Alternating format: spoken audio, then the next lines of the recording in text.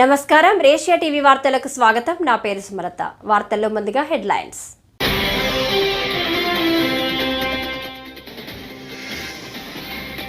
నేడు 25వ కార్గిల్ విజయ్ దివాస్.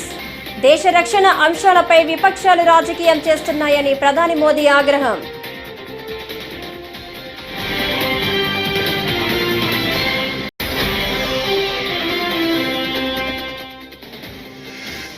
కొనసాగుతున్న AP assembly సమావేశాలు. ఆర్థిక శాఖపై శ్వేతపత్రం విడుదల చేసిన సీఎం చంద్రబాబు.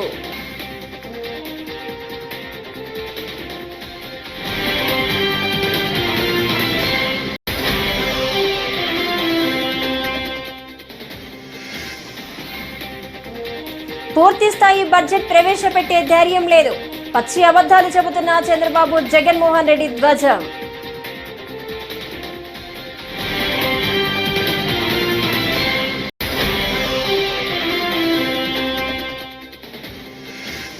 పారిశుద్ధ్య కార్మికులకు బకాయిలు 103 కోట్లు పెండింగ్. అసెంబ్లీ సమావేశాలు. Deputy CM Pawan Kalyan.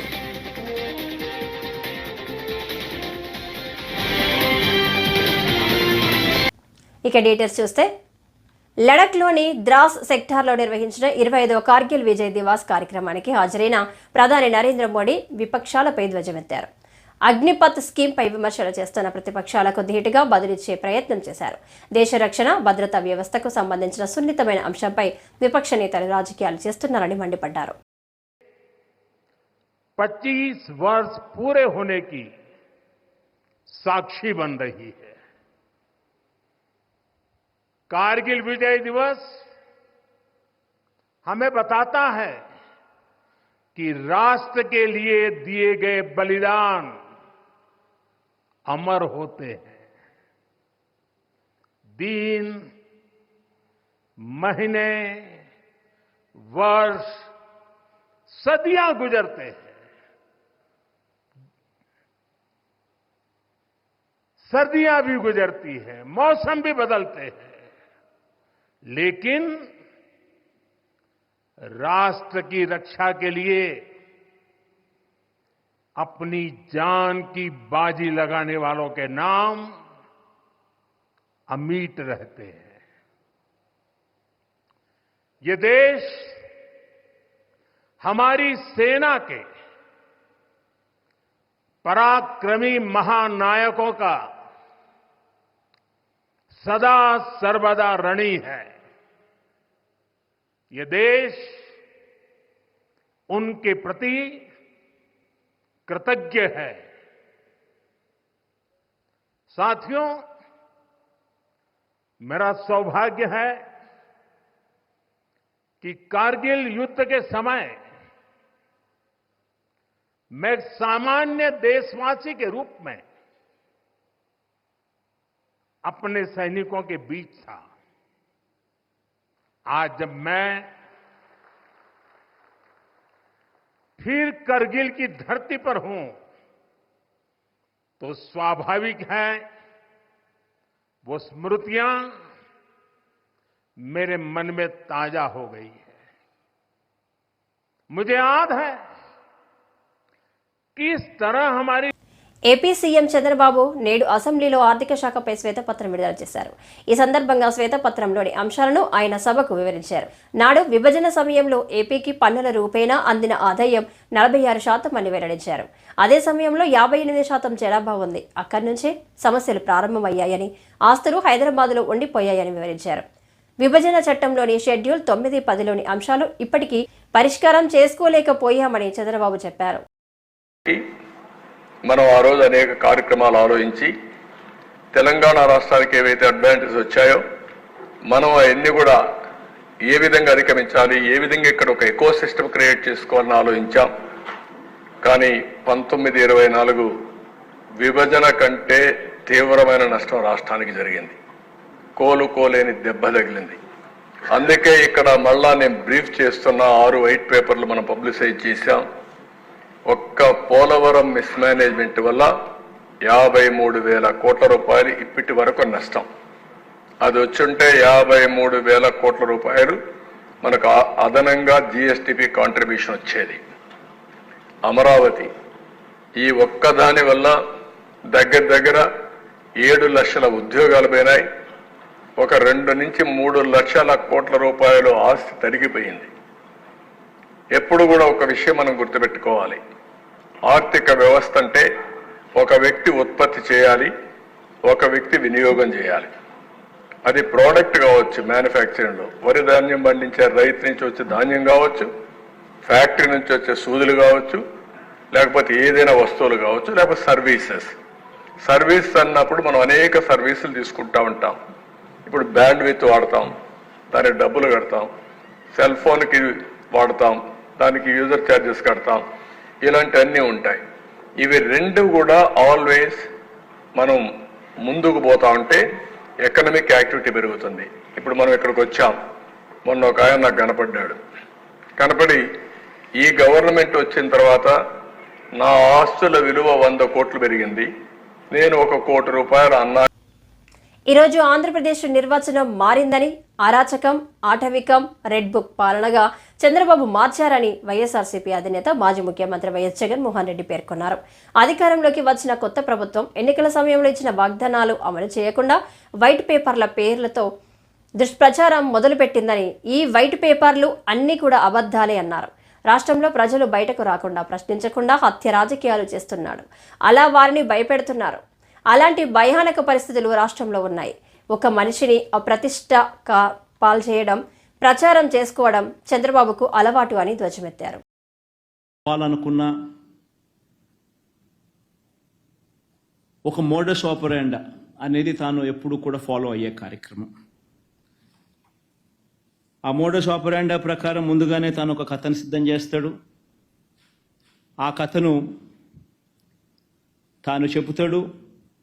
తన ఈనాడు, తన ఆంధ్రజ్యోతి, తన TV5 తనకు సంబంధించిన ఈ మీడియా సామ్రాజ్యాన్ని ఉపయోగించుకొని ఆ కథను ముమ్మరంగా ప్రచారం చేస్తారు.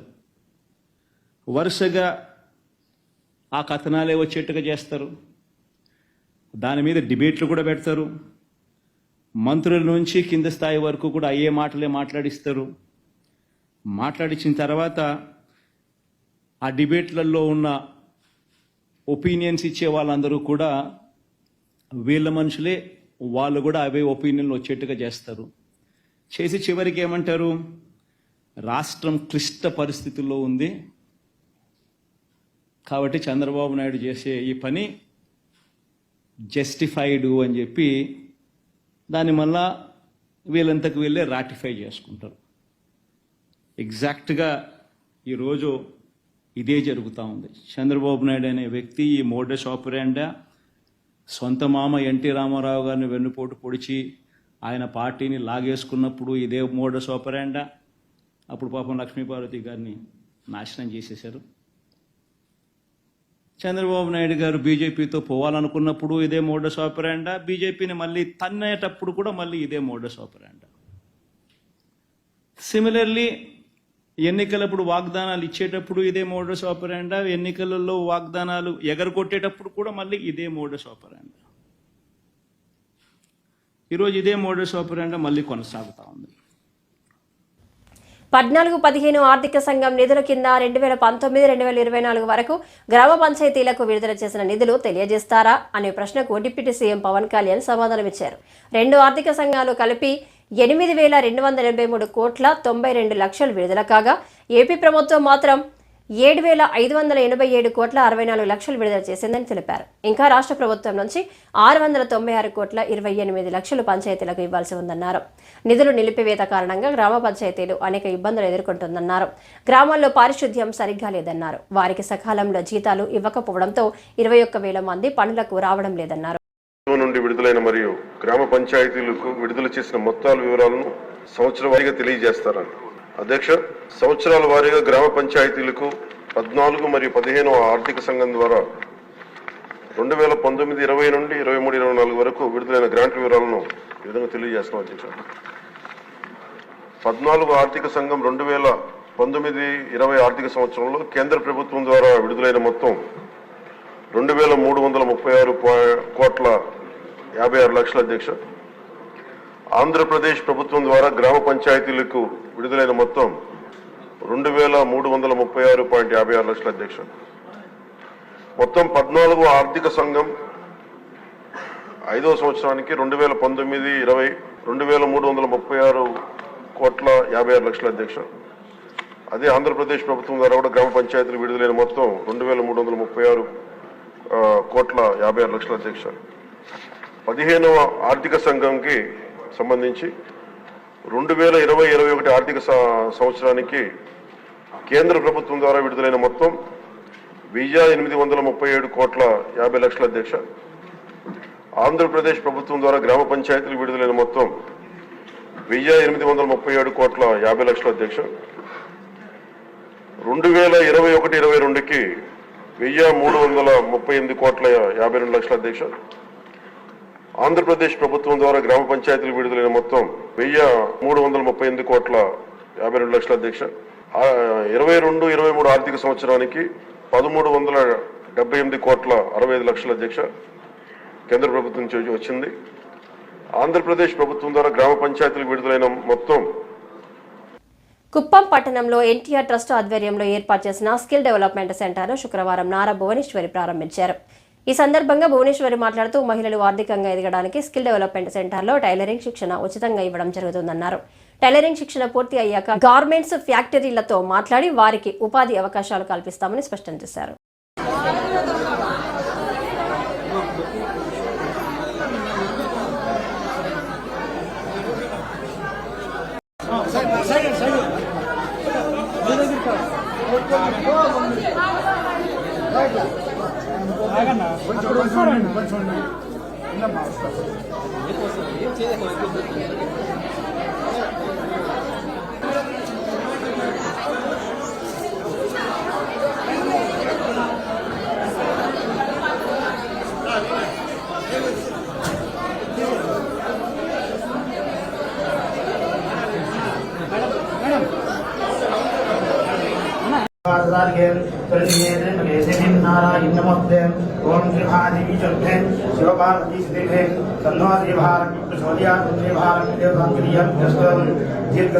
తుంగభద్ర నది తీర గ్రామాలు లోతట్టు ప్రాంతాల ప్రజలు అప్రమత్తంగా ఉండాలని కర్నూలు కలెక్టర్ రంజిత్ బాషా గురువారం విజ్ఞప్తి చేశారు. ఎగువన అధిక వర్షాల కారణంగా తుంగభద్ర డ్యాంలోకి 1,50,000 క్యూసెక్కుల ఇన్ఫ్లో వస్తుందని, అందువల్ల డ్యాం నుంచి దిగువకు సుమారు 1,00,000 క్యూసెక్కుల నీరు వదులుతున్నారని తెలిపారు. సంబంధిత అధికారులు ఈ విషయాన్ని ప్రజలకు తెలియజేసి అప్రమత్తం చేయాలని ఆదేశించారు.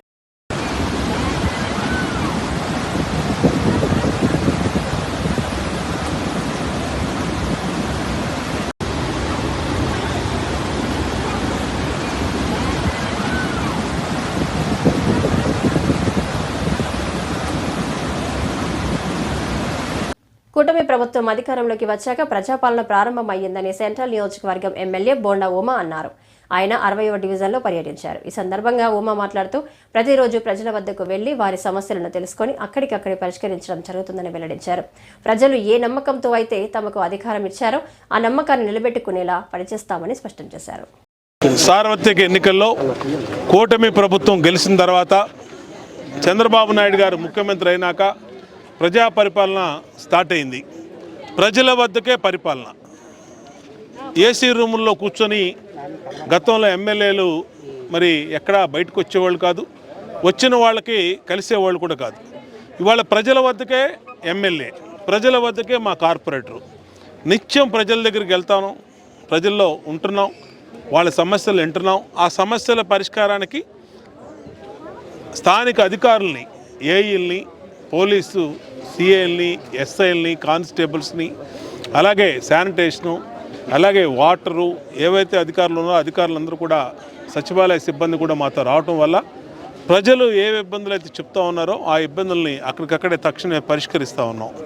ఇదే చంద్రబాబు నాయుడు గారి కూటమి ప్రభుత్వం యొక్క ఉద్దేశం. మా ఉద్దేశం గెలుపుని మేము ఒక బాధ్యతగా తీసుకున్నాం. గెలుపు మాకు ఒక బాధ్యతనిచ్చింది. ఆ బాధ్యతను నెరవేర్చడానికి ఏ నమ్మకంతో మాకు ప్రజలు ఓట్లేసి అత్యధిక మెజార్టీలు ఇచ్చి గెలిపించారో ఆ నమ్మకాన్ని వమ్ము చేయకుండా, ఏసీ రూముల్లో కూర్చోకుండా ఇవాళ అసెంబ్లీ ఉంది. అసెంబ్లీ సమయంలో అసెంబ్లీలో ఉంటున్నాం, అసెంబ్లీ అయిపోయినాక ప్రజల్లో తిరుగుతున్నాం. కాబట్టి ప్రజా సమస్యల పరిష్కారానికి ఇదొక మంచి వేదిక అయింది. ఇవాళ ఎక్కడికక్కడ సమస్యలు గుట్టలుగా పేరుకుపోయి ఉన్నాయి. ఆ సమస్యలన్నీ ఒక పద్ధతి ప్రకారం మరి ఇప్పటికీ ఈ నెలన్నరలోనే చాలా వరకు చేయగలుగుతున్నాం. త్వరలో నిధుల సమస్య కూడా కొంత ఉంది. ఇటు నగరపాలక సంస్థల నిధుల సమస్య ఉంది, అటు రాష్ట్ర ప్రభుత్వంలో నిధుల సమస్య ఉంది. ఈ నిధుల సమస్యను కూడా అధిగమించే విధంగా ప్రతిపాదనలన్నీ కూడా సిద్ధం చేయమన్నాం. రోడ్లు ఉన్నాయి, వేయాల్సినవి, డ్రైనేజ్. జిల్లా నూతన ఎస్పీ శివప్రతాప్ కిషోర్ వార్షిక తనిఖీల్లో భాగంగా నూజివీడు పోలీస్ స్టేషన్ను సందర్శించారు. ఎస్పీగా బాధ్యతలు స్వీకరించిన అనంతరం మొదటిసారి నూజివీడు సర్కిల్ పోలీస్ స్టేషన్కు రావడంతో DSP Lakshmaiah, rural CI Ramakrishna సిబ్బందితో కలిసి సాదరంగా ఆహ్వానించారు. అనంతరం SP rural police station circle కార్యాలయాన్ని తనిఖీ చేశారు. నాకు జిల్లా కొత్తగా జాయిన్ అయ్యాను కాబట్టి ఒకసారి ఏరియా మీద అవగాహన తెచ్చుకోవడానికి, ప్లస్ మా పోలీస్ స్టేషన్స్లో పరిస్థితులు ఎలా ఉన్నాయి, ప్లస్ స్టేషన్లో రికార్డ్స్ కానీ మా ఆఫీసర్స్ ఒకసారి మెన్తో కూడా కలిసి, అట్లాగే ఇక్కడ ప్రజల్ని, ఇక్కడ ఊరిని కూడా కొంచెం పరిచయం చేసుకోవడానికి, చూడడానికి, ఇక్కడ ప్రాంతం మీద కొంచెం అవగాహన కలిగించుకోవడానికి ఏరియాకి రావడం జరిగింది. And there is nothing but a routine inspection. సి ఇక్కడి నుంచి కొంచెం తెలుసుకున్నాక ఇక్కడ ఏరియా ప్రాబ్లమ్స్ ఏమున్నాయి, ఇంకా ఏం బెటర్ చేయొచ్చు, ఆల్రెడీ ఏం బెటర్ చేస్తున్నారు, అది కొంచెం స్టడీ చేసి వీళ్ళు take it up further. Sir గతంలో కూడా పాత ఎస్పీ గారు కూడా వినియోగించాం, తప్పకుండా చూస్తూ ఉన్నారు, కానీ ఎటువంటి ప్రతిఫలం లేదు. ఇప్పుడు ఏమన్నా మీరు వచ్చిన తర్వాత ఏమన్నా దీని మీద సిబ్బంది కొరతపై తీసుకుంటారు? సిబ్బంది కొరత అనేది రిక్రూట్మెంట్ మీద డిపెండ్ అవుతుందండి. అది స్టేట్ వైడ్ కూడా డీజీ గారు కూడా చెప్పడం జరిగింది. They are focusing on already recruitment. కొత్త రిక్రూట్మెంట్ జరుగుతుంది. కొత్త రిక్రూట్మెంట్ జరిగినాక కూడా ఉన్న రిసోర్సెస్ ఏవైతే ఉన్నాయో వాటిని ఎఫిషియెంట్గా, ఏ ప్రాంతానికి ఎక్కువ రిక్వైర్మెంట్ ఉన్న ఎక్సర్సైజ్ త్వరలోనే మేము ఇంటర్నల్గా చేస్తాము. With in the district police ఫోర్స్లో వాళ్ళని ఎఫిషియెంట్గా ఎలా వాడుకోవాలన్నది.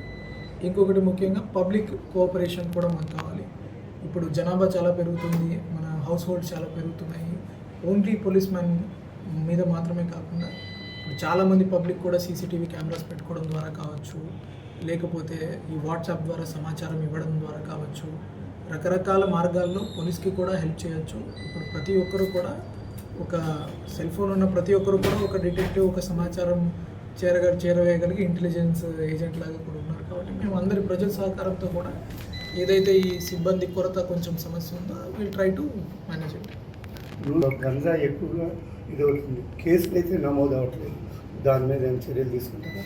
ఈ గంజాయి మీద ప్రత్యేక దృష్టి పెట్టడం జరిగింది.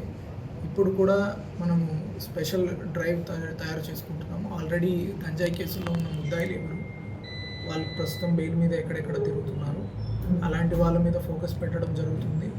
తర్వాత ఈ గంజాయి మీద కూడా స్టేట్ వైడ్ కూడా 100 days యాక్షన్ ప్లాన్ మీద కూడా నడుస్తుంది. దాని మీద ఖచ్చితంగా ఈ ఎన్ఫోర్స్మెంట్ వర్క్ అనేది జరుగుతుంది. అట్ ద సేమ్ టైం యువకులతో కూడా మా డిఎస్పీ ఆఫీస్, ర్యాంక్ ఆఫీసర్స్ నుంచి అందరూ కూడా వాళ్ళని కూడా సెన్సిటైజ్ చేస్తారు.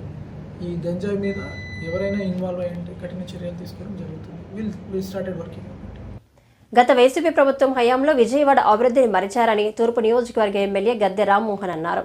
10వ డివిజన్లో ఉదయం డ్రైనేజీ సమస్యలను ఆయన పరిశీలించారు.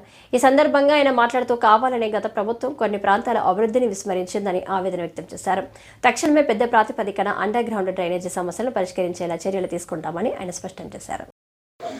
గత ప్రభుత్వ కాలంలో జగన్మోహన్ రెడ్డి గారు ముఖ్యమంత్రి ఉన్నప్పుడు విజయవాడ తూర్పు నియోజకవర్గంలో ఇలాంటి కాలనీలన్నీ కూడా నెగ్లెక్ట్ చేయబడ్డాయి.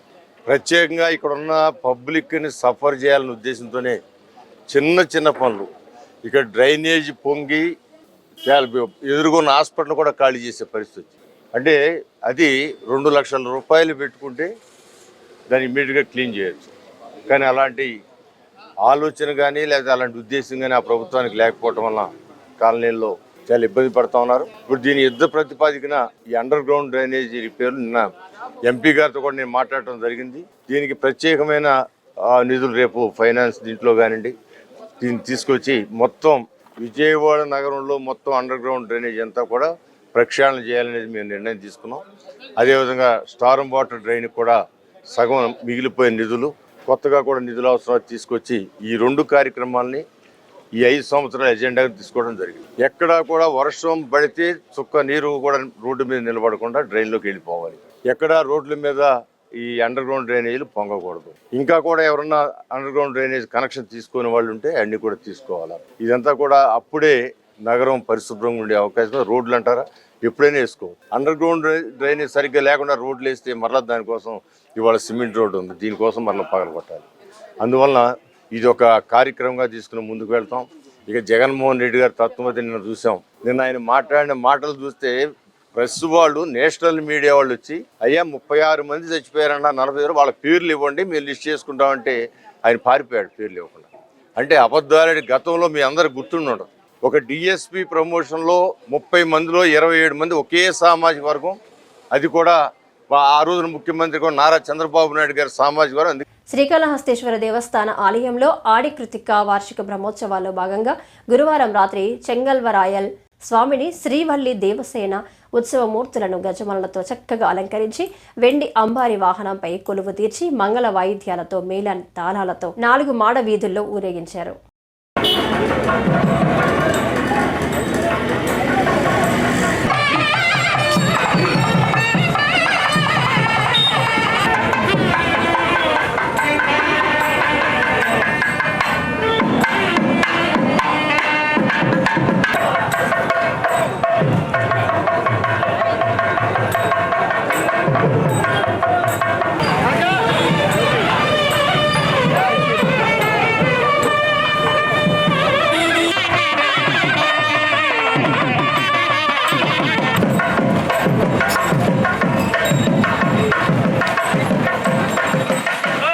పోలవరం ప్రాజెక్టులో జరిగిన అక్రమాలపై జ్యుడిషియల్ విచారణ జరగాలని, లేని పక్షంలో దీనిపై సుప్రీంకోర్టుకు వెళ్లి న్యాయ పోరాటం చేస్తామని మాజీ ఎంపీ జీవీ హర్షకుమార్ పేర్కొన్నారు. రాజమండ్రిలో నిర్వహించిన విలేకరుల సమావేశంలో ఆయన మాట్లాడారు. పోలవరం ప్రాజెక్టులో తప్పులకు బాధ్యులైన వారిపై చర్యలు తీసుకోవాలని, వారి నుంచి తిన్నది కక్కించాలని డిమాండ్ చేశారు. జ్యుడిషియల్ ఎంక్వైరీ చేసిందో ఈ కట్టడాల మీద ఖచ్చితంగా ఒక టెక్నికల్ జ్యుడిషియల్ కమిటీ కేంద్రం అపాయింట్ చేసిన తర్వాతే ఈ పోలవరానికి నిధులు రిలీజ్ చేయాలి. వీళ్ళ దగ్గర డీటెయిల్డ్ ప్రాజెక్ట్ తీసుకుని ఏది అన్ని ఇండియన్ స్టాండర్డ్స్ ప్రకారం కడుతున్నారా లేదా అని చూసుకున్న తర్వాతే డబ్బులు రిలీజ్ చేసి పోలవరం మొదలెట్టాలి. లేదంటే మనకి కాళేశ్వరంలో అయిపోద్ది. కాళేశ్వరంకి మనకు ప్రాబ్లం లేదండి. ఇక్కడ పోలవరం వచ్చేటప్పటికి వీళ్ళు చేసిన తప్పు వల్ల మనం ఎవరం కూడా మిగలం. ఈస్ట్ వెస్ట్ గోదావరి, కాకినాడ నుంచి భీమవరం అంతా కూడా కొట్టుకుని వెళ్ళిపోతాం. ఎంత పెద్ద ప్రాబ్లం అన్నది మనం ఫేస్ చేయబోతున్నాం. కాబట్టి నేను ఒక సామాన్య పౌరుడిగా చెప్తున్నాను, ఈ తూర్పుగోదావరి జిల్లాకు సంబంధించిన పౌరుడిగా ఖచ్చితంగా తగు జాగ్రత్తలతో ఇవన్నీ స్టడీ చేసిన తర్వాత నాకు ఇవన్నీ కూడా చాలా ఆశ్చర్యకరమైన ఇవన్నీ కనపడ్డాయి. కాబట్టి నేను ప్రెస్ ద్వారా నేను ఇవన్నీ పెట్టుకుంటాను. దీనికి ఇటువంటి అక్రమాలకు పాల్పడిన వాళ్ళు ఎవరు ఉన్నారో వాళ్ళ దగ్గర నుంచి కూడా తిరిగి డబ్బులు వసూలు చేయించాలి. నేను త్వరలోనే దీని మీద నేను సుప్రీంకోర్టులోనే పిల్లి అయిపోతున్నాను. వీళ్ళు కానీ సరిగ్గా కానీ ఇది కానీ జరగకపోతే మటుకు డెఫినెట్గా సుప్రీంకోర్టులో పిల్లేసి దీన్ని ఖచ్చితంగా యాజ్ పర్ ది నామ్స్, నేను చెప్పినట్టు, చంద్రబాబు నాయుడు చెప్పినట్టు, సిడబ్ల్యూసి చెప్పినట్టు కదా, అందరూ కలిసి Polavaram project authority committee norms ప్రకారం ఎక్కడ ఎలా కట్టాలో అలా కట్టమని చెప్పి నేను విజ్ఞప్తి. పార్వతీపురం శాసనసభ్యులు బోనెల విజయ్ చంద్ర అసెంబ్లీ సమావేశాల్లో మాట్లాడి ఆకట్టుకున్నారు. గతంలో ఎంతో మంది ఎస్సీ సామాజిక వర్గం నుంచి మంత్రులు, ఎమ్మెల్యేలుగా పనిచేశారు. అయినా ఎస్సీ సామాజిక వర్గంలో ఎదుగుదల కనిపించలేదు. 100 మంది ఎస్సీ యువతను ఎంపిక చేసి వారిని అన్ని విధాలుగా ప్రోత్సహించి పారిశ్రామికవేత్తలుగా తయారు చేస్తే వారి ద్వారా మరింత మంది అభివృద్ధి అయ్యేందుకు అవకాశం ఉందని సూచించారు. అధ్యక్ష, ఇదే క్వశ్చన్ మీద మాట్లాడాలి అధ్యక్ష. పథకాలు ఎందుకు అవసరం అనేది మీ అందరికీ తెలిసిందే. ఇందాకలా గౌరవ శాసనసభ్యులు రామాంజనేయులు గారు కూడా చెప్పి ఉన్నారు. అంటే మన ఆంధ్రప్రదేశే కాదు, భారతదేశంలో కూడా కంపేర్ చేసుకుంటే దళితుల సంఖ్య చాలా ఎక్కువ అధ్యక్ష. కానీ అంత సంఖ్య గల ఈ దళితులకి జరుగుతుంది ఏంటి, ఒరుగుతుంది ఏంటి అని ఆలోచిస్తే సంవత్సరాలు గడుస్తూనే ఉన్నాయి, వాళ్ళ బతుకులు అక్కడే ఉన్నాయి. ఎందుకు మన ప్రభుత్వం కొంతగా ఇన్నోవేటివ్గా తయారవ్వకూడదు అనేది. అయితే నా క్వశ్చన్ ఏంటంటే అధ్యక్ష, ఇంతవరకు దళితుల్లో మీరు ఆఫీసులు చూసుంటారు, ఎమ్మెల్యేలు చూసుంటారు, మినిస్టర్లు చూశారు. మేము అడుగుతుంది ఎంటర్ప్రెనర్స్గా తయారు చేయాల్సిన అవసరం ఉందని అధ్యక్ష.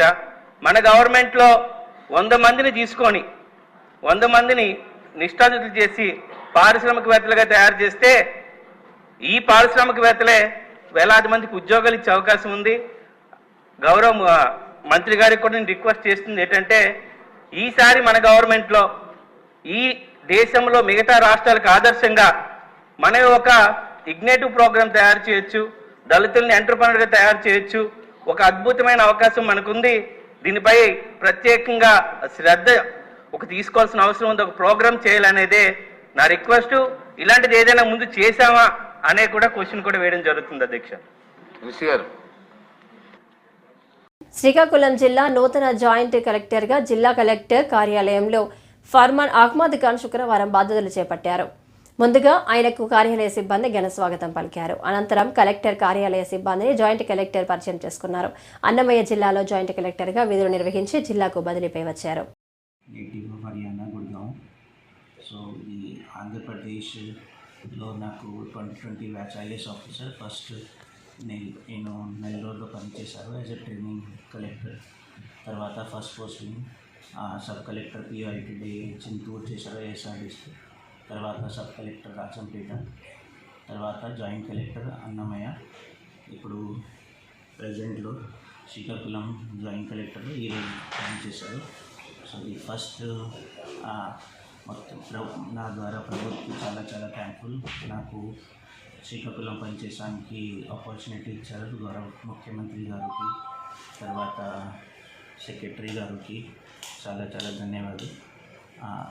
శ్రీకాకుళంలో నాకు 2 మేజర్ ఉద్దేశాలు. ఫస్ట్ది పబ్లిక్ గ్రీవెన్స్ సంబంధించి జనాలకి ఏమేమి సమస్య ఉన్నాయి. నేను ప్రతిరోజు ఆఫీస్లో ఉన్నాను. సో ఖచ్చితంగా పబ్లిక్ గ్రీవెన్స్లో చాలా సీరియస్గా తీసుకున్నాను. తర్వాత సెకండ్, ప్రభుత్వం ద్వారా ఏమేమి స్కీమ్స్ ఉన్నాయి, కలెక్టర్ గారు తర్వాత ఏమేమి డైరెక్షన్.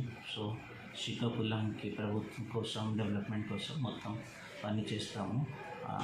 తర్వాత ఇది మీకు కూడా తెలుసా, మీడియా 4th పిల్లర్ లాగా బిహేవ్ చేస్తున్నారు. So I'm expecting media will be my eyes and ears. ఈ మొత్తం జిల్లాలో ఏమేమి మేజర్ సమస్య ఉన్నాయి జరుగుతుంది, media should come and brief me or they should be like my ears and eyes. So మీకు కోఆపరేషన్ కావాలి నాకు. తర్వాత ఈరోజు జాయిన్ చేశాను. సో మొత్తం మండలంకు ఆల్ తహసీల్దార్స్ జనాలకి నాకు ఒక మెసేజ్ మాత్రమే. You will find me on field. మేజర్గా ప్రతిరోజుకి ఒక సబ్ డివిజన్ ఒక మండల్ విజిట్ చేస్తాము. జనాలకి ఏమేమి సమస్య ఉన్నాయి ఫీల్డ్ లెవెల్లో సాల్వ్ చేయడానికి ప్రయత్నం చేస్తాను. Thank you.